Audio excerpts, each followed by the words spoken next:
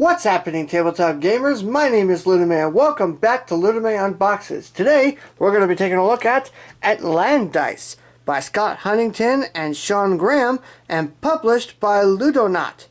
Let's go ahead and have a look at the back here and see what this is about. A majority and drafting dice game. Save the treasures of Atlantis. Roll the dice which open the gates of the city. Collect resources and trigger the district's effects. Move the clock hand and give point to the richest player. Well, that's not a lot of information to go on, so there's only one way to find out what this is. So with all that said, let's have a look and see what does Atlandice have to offer us.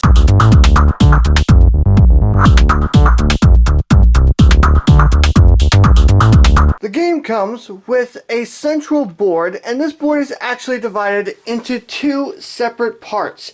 The clock and the black market. The black market has an empty die face, and the die face is, I'm assuming it's supposed to be like a wild face for on a die, and it also has these three symbols here, which is meant to represent advancing the clock 3 times. The clock is meant to basically be the timer for how long the game is going to last. As the game goes by, the clock will start from here and go around until it reaches this wave side over here. And when it hits there, the game ends, as well as the island sinks. Along the way, there are a whole bunch of various symbols along here, and I'm assuming that is going to be a specialty that happens whenever it hits it for that round. The black market is also double-sided.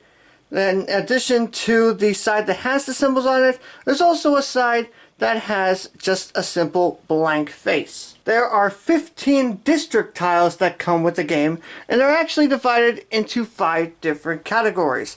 The jeweler, the library, the inns, the engineering works, and the blacksmith. Each of these districts actually has 3 of each, and these are basically meant to represent different actions that will happen when they trigger, as well as how far the clock will move when they are triggered. For example, the first one of the jeweler will have the clock advance once, and it will provide a special action. However, the third one for the jeweler, the special action is different, and it will make the clock advance 3 times when it's triggered.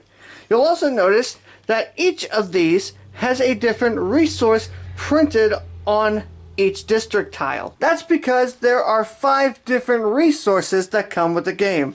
There are the gems, there are provisions, there are weapons, there are tools, and there are books. There are 9 dice that come with the game, and these are the standard D6 die, 1 through 6. And I must say that I do like the fact that they have the smooth edges instead of just the sharp corners, and I do like that they have the engraved pips instead of just painted on, which means they're going to last a lot longer. There are a whole bunch of tokens that come with the game. These are meant to represent the points that you can get, or at least some of the points that you can get. And I want to point out these only come in denominations of 1. There is a first player marker that comes with the game. However, on the back of it, there is a series of arrows, and this is meant to represent a neutral player, I believe, if you are playing with 2 players. And then lastly, there is a submarine pawn that comes with the game. And I will say, this does have to be assembled. It does not come like this.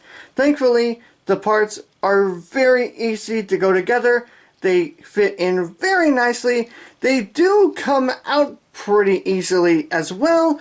But once you put them in there, you won't have to take it apart again. I've tested it out. It does fit in the box. And it doesn't actually fall apart when you set it out on the board, because thankfully the edges of the parts that you slide in actually meet the bottom of the submarine. And even if it does end up falling apart in the box, thankfully, like I said, the parts go in super easily and come out super easily, so it shouldn't be that big of a hassle having to put it together. I should also point out the clock hand does not come imprinted into the clock. You will have to put that together as well. Thankfully, that also goes together really easily. So that is everything you will get if you obtain Atlandice. I hope you all enjoyed this video. If you did, give it a big thumbs up. If you want to learn how to play Atlandice, or if you want to know my thoughts on it, make sure you subscribe to the channel for more tutorials, reviews, and unboxings. Thank you all so much for watching, and I will see you in the next video.